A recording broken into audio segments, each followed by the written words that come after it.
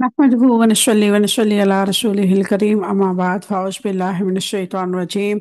بسم الله الرحمن الرحيم. ربي اشرح لي صدري ويسر لي أمري واحلل عقدة من لساني يفقهوا قولي. ربي زدني علما. ربي يسر ولا تعسر وتمم بالخير وبك نستعين. اللهم فقهنا في الدين. اللهم أرنا الحق حقا وارزقنا اتباعه وأرنا الباطل باطلا وارزقنا اجتنابه. اللهم إنا نسألك الهدى والتقى والعفاف والغنى. اللهم إنا نسألك علما نافعا آمين ثم آمين. السلام علیکم ورحمۃ اللہ وبرکاتہ. امید کرتی ہوں آپ سب خیر وافیت سے ہوں گے، ایمان صحت اور تقوی کی بہترین حالتوں میں ہوں گے الحمدللہ. اللہ تبارک و تعالیٰ سے دعا ہے کہ اللہ تعالیٰ آپ سب کو اپنے حفظ و امان میں رکھے. آپ کی طرف بڑھنے والا خواہش ہے اللہ تعالیٰ خیر میں بدل دے. اللہ تعالیٰ ہم سب سے راضی ہو جائے. اللہ تعالیٰ ہم سب سے دین اور دنیا کے بہترین کام لے آمین ثم آمین. الحمدللہ سورۃ آل عمران ہے. اب تک ہم نے 114 آیات مبارکہ کو دیکھ لیا ہے. یہ غزوہ احد کے بارے میں آیات مبارکہ نازل فرمائی اللہ رب العزت نے، جبکہ اس ٹائم غزوہ احد کی شکست کے بعد مسلمانوں کے حوصلے جو تھے وہ ٹوٹ گئے تھے، پست ہو گئے تھے.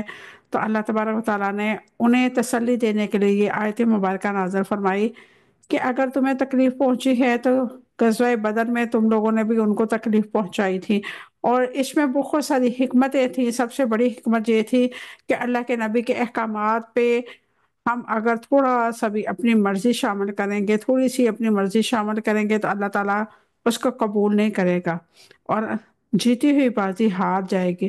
دوسرا یہ تھی کہ اللہ تعالیٰ نے اس میں غزوہ احد کے بارے میں اللہ تبارک و تعالیٰ کی حکمت یہ تھی کہ خالص نیت کے ساتھ، خلوص کے ساتھ نبی کریم صلی اللہ علیہ وسلم کی دل سے محبت، قدر اور اخلاص کے ساتھ چلنے والا کون ہے اور کون جو ہے تھوڑا سا ڈگمگانے والا ہے.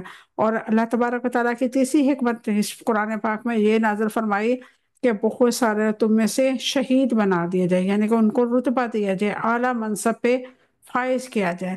تو اس وجہ سے شکست کے اندر بھی اللہ تعالیٰ نے مسلمانوں کے لیے بہت ساری حکمتیں رکھی تھی، اور اللہ تعالیٰ نے تسلی فرمائی کہ تم نہ غم کرو اور نہ کمزور پڑو، انشاءاللہ تم ہی فتح یاب ہوگے آخرت میں. کیونکہ دنیا کی زندگی جو ہے عارضی ہے، اور اس عارضی زندگی کے پیچھے ہلکان ہونے کے بہتر یہ ہے کہ ہم اپنی آخرت کو سنوارنے والے بن جائیں. اللہ تبارک و تعالیٰ سے دعا ہے اللہ رب العزت ہمیں بھی فکر آخرت میں اپنے آپ کو اپنا محاسبہ کرنے کی توفیق عطا فرمائے. ہمیں بھی اللہ تبارک و تعالیٰ اپنی قبر اور حشر کا جو ہے معاملات کو سمجھنے اور پرکھنے اور اپنی اصلاح کرنے کی توفیق عطا فرمائے. آغاز کرتے ہیں آج کی کلاس کا. اعوذ باللہ من الشیطان الرجیم. بسم اللہ الرحمن الرحیم. شروع اللہ کے نام سے جو بڑا مہربان نہایت رحم والا ہے. وَلِيُمَحِّصَ، اور تاکہ خالص کر لے اللہ تعالیٰ الذین ان لوگوں کو جو آمنو ایمان لائے، وَيَمْحَقَ، اور وہ مٹا دے الکافرین کافروں کو. کیا حسب تم نے گمان کر لیا ان جے کے تدخلو تم داخل ہو جاؤ گے الجنت جنت میں، ولما حالانکہ ابھی تک نہیں، یا لامی جانا اللہ تعالیٰ نے الذین ان لوگوں کو جاہدو جنہوں نے جہاد کیا منکم تم میں سے، وَيَعْلَمَ، اور وہ جان لے الصابرین صبر کرنے والوں کو.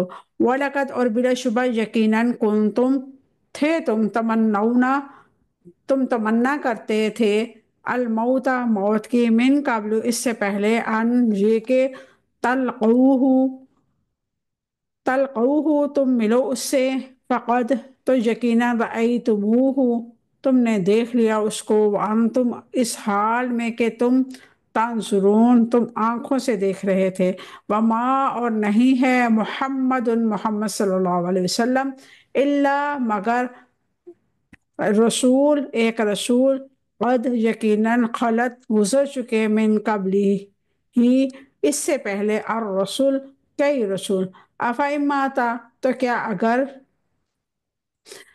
ماتا وہ فوت پا جائیں، او یا قتلا وہ قتل کر دیے جائیں،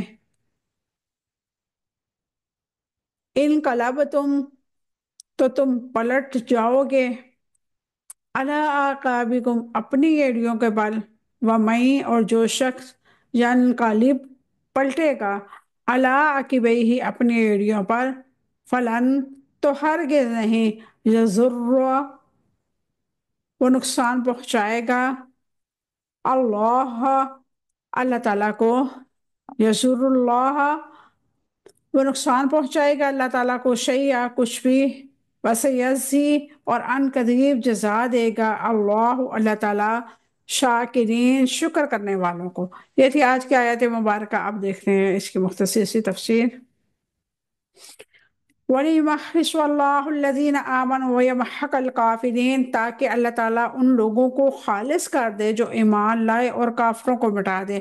غزوہ احد کی شکست میں مزید حکمت اللہ تبارک و تعالیٰ نے فرمائی وَلِيُمَحِّصَ اللَّهُ الَّذِينَ آمَنُوا اور تاکہ اللہ تعالیٰ ان لوگوں کو خالص کر لے جو ایمان لائے۔ تخصیص سے مراد اختیار کرنا، چن لینا، تحیر اور خالص ہے۔ غزوہ احد کی شکست کی ایک حکمت یہ بھی تھی کہ اللہ تعالیٰ ایمان والوں کو خالص کر لے، یعنی کہ اگر وہ ان سے گناہ ہو تو انہیں مٹا دے، ورنہ انہیں پہنچنے والی تکلیفوں کی وجہ سے ان کے درجات بلند فرما دے۔ تحیر اور خالص کرنے سے مراد گناہوں سے پاک اور صاف کرنا ہے۔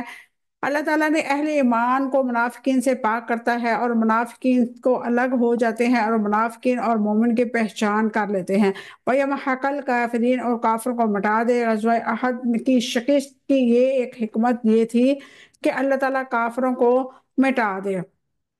کافروں کو مٹانے کے لیے اللہ تعالیٰ کا طریقہ کار عجیب ہے۔ اللہ تعالیٰ وقتی فتح دے کے انہیں تکبر اور سرکشی پہ مبتلا کر دیتا ہے، یہی چیز ان کی ہلاکت اور بربادی کا سبب بن جاتی ہے۔ وَيَمْحَقَ الْكَافِرِينَ اور کافروں کو مٹا دے۔ اللہ تعالیٰ کافروں کو اور کفر کرنے والوں کو اور کافروں کے آثار کو مٹا دیتا ہے۔ ام حسبتم ان تدخلوا الجنة ولما يعلم الله الذين جاهدوا منكم ويعلم الصابرين کیا تم نے گمان کر لیا ہے کہ تم جنت میں داخل ہو جاؤ گے، حالانکہ اللہ تعالیٰ نے ابھی تک ان کو نہیں جانا جنہوں نے تم سے جہاد کیا، اور تاکہ وہ جان لے کہ صبر کرنے والوں کو انسان کو جنت کیسے نصیب ہوگی۔ اللہ تبارک و تعالیٰ فرماتا ہے جنت ایسے نہیں میں دوں گا۔ ام حسبتم ان تدخلوا الجنت کیا تم نے گمان کر لیا کہ تم جنت میں داخل ہو جاؤ گے۔ جنت میں داخلہ ایسی چیز ہے جو محض خیال اور خواہش کی بنیاد پر ہو جائے۔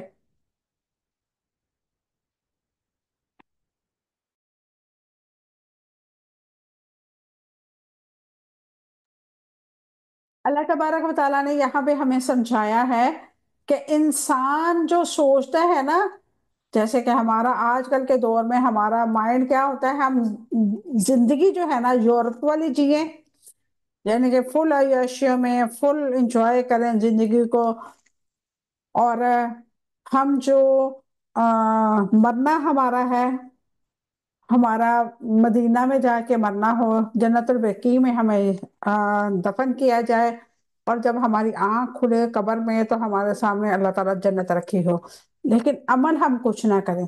یورپی زندگی گزارنے والوں کے لیے اللہ تعالیٰ نے جنت نہیں رکھی، یہ بات ذہن میں رکھے۔ دنیا کے پیچھے بھاگنے والوں کے لیے اللہ نے جنت نہیں رکھی۔ جنت انہیں ہی ملے گی جو اس قرآن کے مطابق زندگی گزارے گا، جو نبی کی اطاعت اور فرما برداری کرے گا۔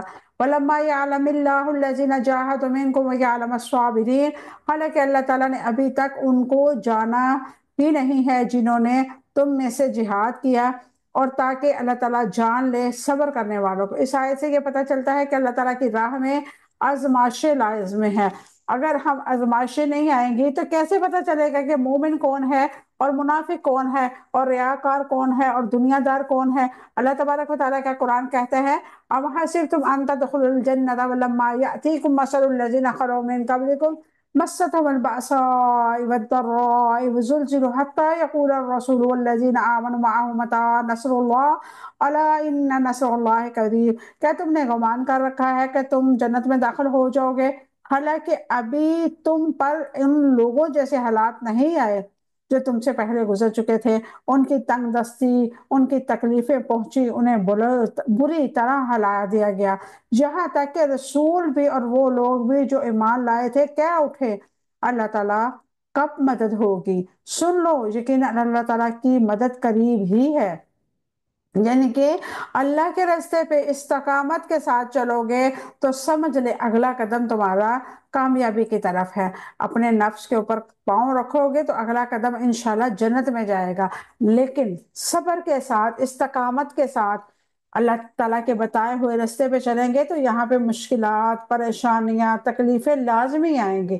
یہ نہیں ہے کہ ہم ایمان والے ہو جائیں، ہم نمازیں پڑھنے شروع ہو جائیں تو بس سب کچھ صحیح ہو جائے گا۔ ہم جتنا اللہ کی طرف جائیں گے اللہ تبارک و تعالیٰ ہمیں اتنا آزمائے گا، کیونکہ اللہ رب العزت ہمارے دل کے اندر جو ڈسٹ پڑی ہوئی ہے، جو میل کچیل ہے، اللہ تبارک و تعالیٰ اس کو نکال کے ہمارے دلوں کو بالکل پاک صاف کرنا چاہتا ہے، تاکہ ہم اپنے دل کے اندر اللہ کی محبت کو بسا سکیں۔ اللہ کی محبت ہمارے دلوں میں کیوں نہیں آتی؟ اس کی بڑی ریزن یہی ہے کہ ہم دنیا داری کے پیچھے ہلکان ہو رہے ہیں۔ اللہ تبارک و تعالیٰ چاہتا ہے کہ یہ بندہ دنیا کو اپنے قدموں میں ڈال کے، اپنے پیچھے پھینک کے میرے قدموں میں آ کے گر جائے اور میرے سامنے سب کچھ چھوڑ آئے کہ اللہ میں نے تیری خاطر سب کچھ چھوڑ دیا، سب کچھ، اپنی پسندیدہ چیزیں، اپنے پسندیدہ کھانا، سب کچھ، ہر وہ عمل جو اس کو فیورٹ رہا ہو وہ چھوڑ دے۔ کس وجہ سے؟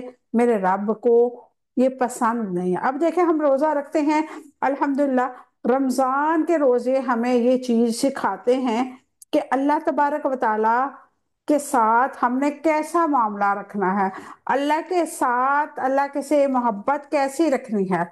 ہمارے روزے کی حالت میں بے شک باقی چیزوں کا ہم روزہ نہیں رکھتے، زبان کا نہیں رکھتے، آنکھوں کا نہیں رکھتے، ہاتھ پاؤں کا نہیں رکھتے، لیکن ہمارے پیٹ کا جو روزہ ہوتا ہے نا وہ بہت اعلیٰ درجے کا ہوتا ہے۔ ہم اس میں کچھ بھی ایسی چیز منہ کے اندر ذرا سا بھی ہو تو ہم اس کو فوراً ہی کلی کرتے ہیں تاکہ یہ ذرا ہمارے اندر نہ جائے اور ہمارا روزہ جو ہے وہ خراب نہ ہو۔ تو یہی معاملہ اگر ہم دنیاوی معاملے میں دیکھیں تو اللہ تبارک و تعالیٰ ہمیں یہ سکھاتا ہے کہ رمضان میں اگر تم چھوڑ سکتے ہو تو پوری زندگی بھی برے کاموں کو چھوڑ سکتے ہو۔ آگے اللہ رب العزت فرماتا ہے وَلَقَدْ كُنْتُمْ تَمَنَّوْنَ الْمَوْتَ مِن قَبْلِ أَن تَلْقَوْهُ فَقَدْ رَأَيْتُمُوهُ وَأَنْتُمْ تنظرون، اور بلا شبہ یقیناً تم موت کی تمنا کیا کرتے تھے اس سے پہلے کہ تم ملو اس سے، تو یقیناً تم نے اسے اس حال میں دیکھ لیا کہ تم آنکھوں سے دیکھ رہے تھے۔ کون کون شہادت کی تمنا آرزو کر رہا تھا؟ اللہ تبارک و تعالیٰ نے فرمایا وَلَقَدْ كُنْتُمْ تَمَنَّوْنَ الْمَوْتَ مِن قَبْلِ أَن تَلْقَوْهُ، اور بلا شبہ یقیناً تم موت کی تمنا کیا کرتے تھے اس سے پہلے کہ تم ملو اس سے۔ صحابہ کرام رضوان اللہ علیہم اجمعین میں سے وہ لوگ جو غزوہ بدر میں شریک نہیں ہو سکے تھے وہ شہادت کی تمنا کیا کرتے تھے اور آرزو کیا کرتے تھے، اس لیے انہوں نے رسول اللہ صلی اللہ علیہ وسلم کو مدینہ سے باہر نکل کر جہاد کرنے کا مشورہ دیا۔ ابن ابی حاتم نے کوفی کے واسطے سے سیدنا ابن عباس رضی اللہ عنہ سے روایت نقل کی ہے کہ صحابہ کرام رضوان اللہ علیہم اجمعین میں سے کچھ لوگ تھے کہ کہتے تھے کاش ہم کفار کو پھر اسی طرح قتل کریں جیسے کہ بدر کے دن قتل کیا تھا، اور کاش بدر جیسا دن پھر آئے اور ہم میں سے اس میں ہم کفار کے تہ بتہ کر دے اور زیادہ ثواب کمائے، شہادت اور جنت حاصل کرے یا زندگی اور مال غنیمت حاصل کرے۔ چنانچہ اللہ تعالیٰ نے احد کے دن کا مشاہدہ کروا دیا ان میں سے لوگوں کے سوا جن کو اللہ تعالیٰ نے صبر قدمی دی کوئی جم نہ سکا۔ اس پر اللہ تعالیٰ نے یہ آیت مبارکہ نازل فرمائی کہ تم نے مرنے یعنی کہ شہید ہونے کی تمنا کر رہے تھے، فَقَدْ رَأَيْتُمُوهُ وَأَنْتُمْ تَنظُرُونَ، اور یقیناً تم نے اسے اس حال میں دیکھ لیا کہ تم آنکھوں سے دیکھ رہے تھے۔ غزوہ احد میں مسلمان کے شکست ہوئے اور 70 افراد شہید ہوئے۔ مسلمان ذہنی صدمے کے شکار تھے، تب یہ کہا گیا کہ تمہاری ہی چاہت تھی کہ اللہ کے راہ میں شہید ہو، اب اللہ تعالیٰ نے تو وہ موقع دیا تو تم آنکھوں سے دیکھ رہے ہو، تمہاری چاہت پوری ہوگی، اب پریشانی کس بات کی ہے؟ موت کو سامنے دیکھنے کی بات تائید اور مبالغہ کے لیے کی گئی ہے۔ مراد یہ ہے کہ تم مجاہدین کے صف آرائی میں تلوار کی یلغاروں اور تیروں کی بچھاڑوں میں موت کا مشاہدہ کر لیا۔ وَمَا مُحَمَّدٌ إِلَّا رَسُولٌ قَدْ خَلَتْ مِن قَبْلِهِ الرُّسُلُ أَفَإِن مَّاتَ أَوْ قُتِلَ انقلبتم عَلَىٰ أَعْقَابِكُمْ وَمَن يَنقلب عَلَىٰ عَقِبَيْهِ فَلَن يَضُرَّ اللَّهَ شَيْئًا وَسَيَجْزِي اللَّهُ الشَّاكِرِينَ۔ اور نہیں محمد مگر ایک رسول، یقیناً اس سے پہلے بھی کئی رسول گزر چکے ہیں، تو کیا اگر وہ وفات پا جائیں یا قتل کر دیا جائے تو تم ایڑیوں کے بل پلٹ جاؤ گے، اور جو شخص اپنی ایڑیوں کے بل پلٹتا ہے تو وہ اللہ تعالیٰ کو ہرگز کچھ بھی نقصان نہیں پہنچائے گا، اور ان قریب اللہ تعالیٰ شکر کرنے والوں کو جزا دے گا۔ میدان احد میں شہادت رسول اللہ صلی اللہ علیہ وسلم کی افواہ پھیلی تو مسلمانوں میں بزدلی پیدا ہوگی۔ اس موقع پر یہ آیت مبارکہ نازل ہوئی، وما محمد الا رسول سے آخر تک۔ اس کی روشنی میں اللہ تبارک و تعالیٰ نے مسلمانوں کی کیفیت کو وضاحت کے ساتھ بیان فرمایا ہے۔ غزوہ احد میں جب تیر اندازوں کا دستے کو درہ چھوڑ دیا تو مشرکین ان پر پیچھے سے حملہ آور ہوئے اور مسلمانوں کو شکست ہوئے۔ رسول اللہ صلی اللہ علیہ وسلم کا دانت مبارک شہید ہو گیا۔ آپ صلی اللہ علیہ وسلم کے چہرے پر بھی زخم آئے اور خون بہنے لگا، مسلمان منتشر ہو گئے، کسی کو کسی کا پتہ نہیں تھا۔ ان حالات میں کسی نے بلند آواز میں یہ کہا، لوگوں، محمد رسول اللہ صلی اللہ علیہ وسلم قتل ہو گئے۔ اس پکار کا مسلمانوں پر بہت برا اثر ہوا۔ بہت سے لوگ مدینہ لوٹ کے میدان جنگ کو چھوڑ گئے، چند افراد تھے جو رسول اللہ صلی اللہ علیہ وسلم کے پاس رہ گئے۔ ان حالات میں نبی کریم صلی اللہ علیہ وسلم ان چند افراد کے ساتھ جم گئے اور نبی کریم صلی اللہ علیہ وسلم نے مسلمانوں کو بلایا، الیہ عباد اللہ، میری طرف آؤ اللہ کے بندو۔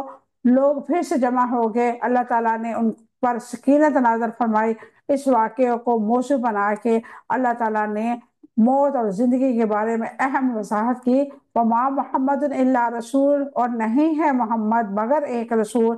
محمد رسول اللہ صلی اللہ علیہ وسلم کے رسول ہونے سے مراد ان کی امتیازی خصوصیت یعنی کہ رسالت ہے۔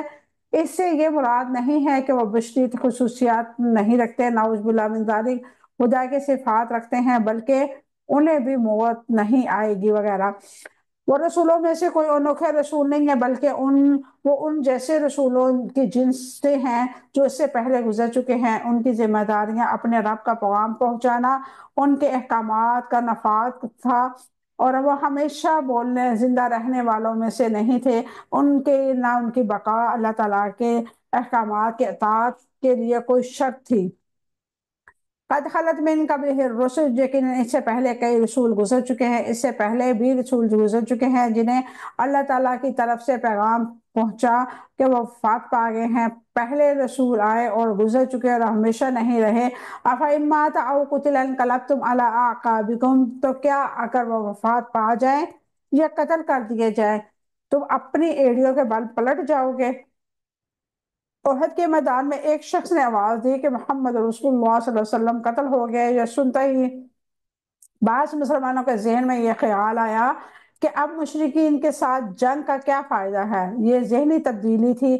جس طرح احد کے معرکہ میں مسلمان جسمانی طور پر شکست کھا رہے تھے، ایسے ہی وہ ذہنی طور پر بھی پسیا ہوا ہو رہے تھے۔ لوگوں کے ہتھیار چھوٹ گئے، کچھ لوگ میدان جنگ سے بھاگ گئے، ہر طرف مایوسی تھی۔ اللہ تعالیٰ نے توجہ دلائی کہ اگر یعنی کہ نبی کریم صلی اللہ علیہ وسلم مر جائیں یا قتل ہو جائیں تو کیا تم پھر ایڑیوں کو بل پلٹ جاؤ گے۔ انقلبتم علی اعقابکم، تم اپنی ایڑیوں کو بل پلٹ جاؤ گے، اسلام سے کفر کی طرف پلٹ جاؤ گے۔ دعوت دینے والے پیغمبر سے محبت اگرچہ ایمان کے لیے ضروری ہے، لیکن پیغمبر کے جانے کے بعد بھی ایمان ضروری ہے، اپنی جگہ برقرار رکھتی ہے۔ پیغمبر جانے کے بعد ایمان نہیں چھوڑا جا سکتا۔ تاریخ بتاتی ہے کہ پہلے رسول بھی آئے اور چلے گئے، لیکن دین زندہ رہا۔ اہل ایمان کے لیے جائز نہیں ہے کہ وہ اپنی ایڑیاں کے بل پلٹ جائے۔ وَمَن يَنقَلِبْ عَلَىٰ عَقِبَيْهِ فَلَن يَضُرَّ اللَّهَ شَيْئًا، اور جو شخص اپنی ایڑیوں کے بل پلٹ گیا وہ اللہ تعالیٰ کو ہرگز کوئی نقصان نہیں پہنچائے گا، اور جو شخص اپنی ایڑیوں کے بل پھر گیا اللہ تعالیٰ کو کوئی نقصان نہیں پہنچائے گا۔ اللہ تعالیٰ کو کسی کی ایمان کی ضرورت نہیں ہے۔ وَسَيَجْزِي اللَّهُ الشَّاكِرِينَ، اور ان قریب اللہ تعالیٰ شکر کرنے والوں کو جزا دے گا۔ اللہ تعالیٰ شکر گزاروں کو جزا دے گا، ان کی مدد کرے گا، دنیا میں غلبہ عطا فرمائے گا، آخرت میں بھی اللہ تعالیٰ کی رضا اور ثواب ان لوگوں کے لیے جو الٹے پاؤں نہیں پھرتے بلکہ اطاعت پر قائم رہتے ہیں، اور انہوں نے اپنے دین کے لیے جنگ کی اور اپنے رسول کی اور اپنی زندگی میں اور وفات کے بعد اتباع کی۔ ان کا نام شاکرین رکھا ہے، کیونکہ انہوں نے اللہ تعالیٰ کی نعمتوں پر شکر ادا کیا۔